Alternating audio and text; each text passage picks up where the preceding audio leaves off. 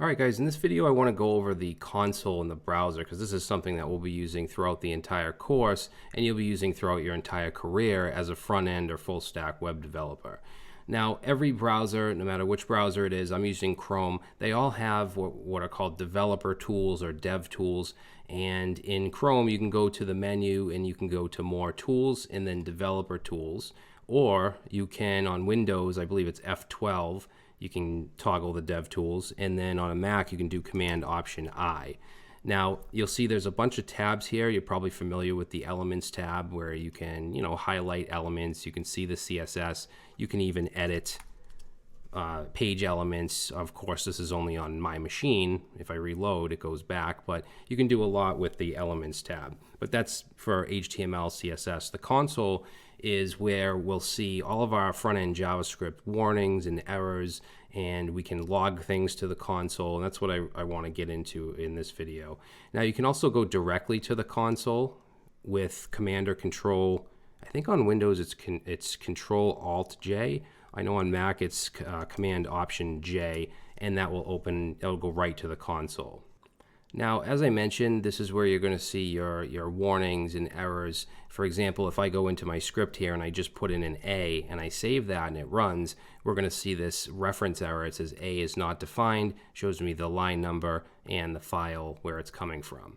All right, so very helpful with warnings and errors. And of course, we can log to the console from our script, which I'll show you in a second. But we can also type JavaScript right in here. So if I wanted to do an alert, I could execute that, and you'll see that we get this alert with 1.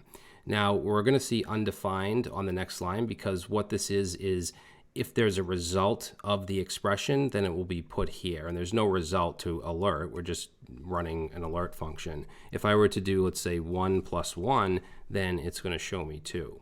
All right, I can also set variables. So let's say I wanted to set x to the value of 100, and we'll go over variables and data types and all that, but I can do that here as well. I get undefined because there's no result to that. If I were to do, let's say, x plus 10, then we're going to get 110 because x is equal to 100.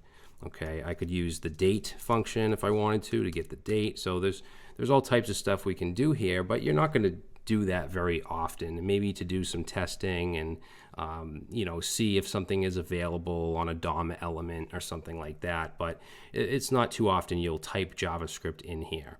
Now to clear your console, there's a few things you can do. You can use the clear function, so clear with some parentheses, and that'll clear it. Also you can do Command or Control L, that'll clear it up as well, or you can just reload the page. All right, so I'm going to come over here into my script, and I'm going to show you how we can log to the console in a couple different ways.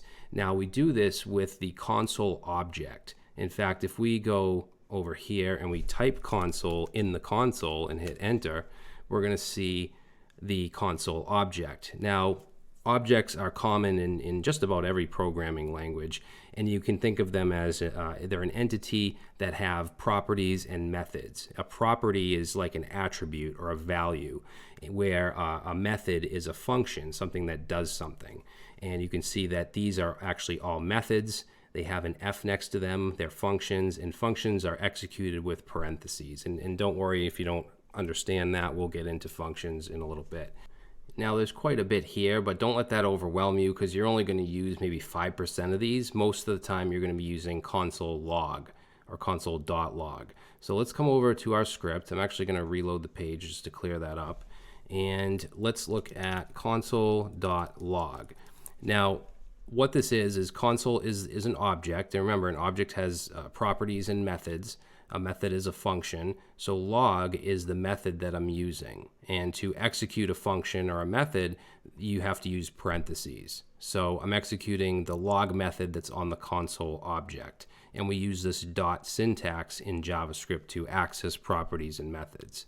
Okay, now we want to log something, so in here, in the method or in the function, we want to pass in an argument. So I'm going to pass in a number, let's say 100. And if I save that and it runs, you'll see that now in the console, we're seeing 100. Now, any piece of data in JavaScript, or really in any programming language, has a type, and this is the type of number. And I'm going to go over the data types in the video after the next one. So let's say we want to log a different type, like a string. So a string is just a string of characters. So a string has to be wrapped in either double quotes or single quotes. So I'll just say hello world, and I'll save that, and you'll see that will log the string. And notice they're different colors. So the number is purple, the string is white. Now, if you want to log more than one thing at the same time, you can do that as well. So let's say we want to log a number, we'll say 20, and then a string, and then let's say a Boolean, which is a true or false. So if I go ahead and save that, you'll see that it'll log those three things, those three values. Now, in many cases, or I'd say most cases, you're going to be logging variables or results to functions. It's not that often you'll log straight strings like that, unless it's like it worked or something, if you're running a function or something like that and you want to see if it worked. So let's just create a variable, and we'll get into variables more soon. But if I just set, let's say, x to the value of 100, then I can come down here and console.log x. And of course, that's going to give me 100.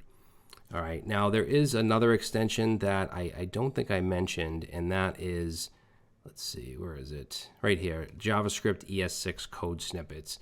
And it just gives you some convenient snippets, and one of which that I use quite a bit is CLG. So if I do CLG enter, it gives me a console log. So I'll use that quite a bit. There's also some other ones I use, like try catch. You can do if statements. You know, and I don't usually use it for like if statements and stuff, but you will see me do CLG and maybe a few others. Now, in addition to log, we also have console.error. So I'll say just alert, and that'll log to the console, but you can see it has this red background, red border, and it also shows you the scope. So, I mean, it's up to you if you want to use it. I typically don't. I usually use console.log for everything. But remember, the console is for the developer. This isn't for the user. Users don't come to your website and open up the console.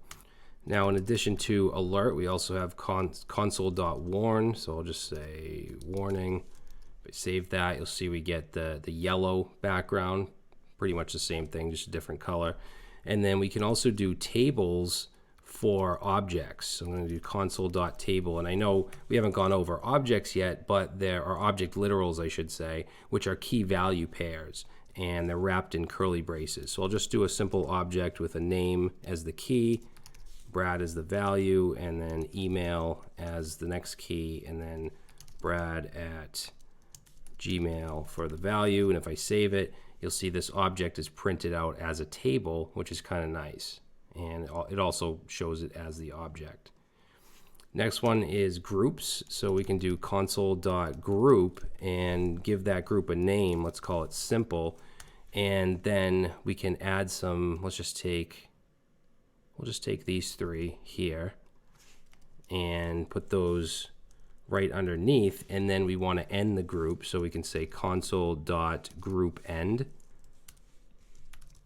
And if I save that and we check it out, you'll see that we have this simple with this collapsible arrow, and the warning, the alert, and the log are now under that, in that group.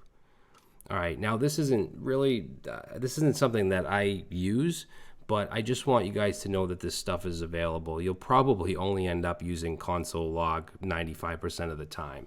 But again, I do want you to know some of the stuff that's available on this console object. Now, another thing that we can do that's kind of cool, you probably won't use it much, but I do want to show it to you, is adding CSS styles to your console logs. So what we can do is create a variable, I'll call it styles, and I'm assuming that you guys know CSS, but we can put some styles in here, like let's say padding 10 pixels. We'll say, let's do background dash color, and we'll do white. And then let's do the color, the text color, which will be green.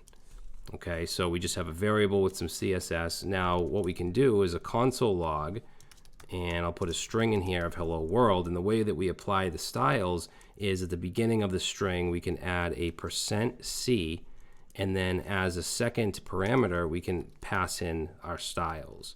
Now if I save that and run it, you'll see down here we get the string of hello world with the CSS styles applied.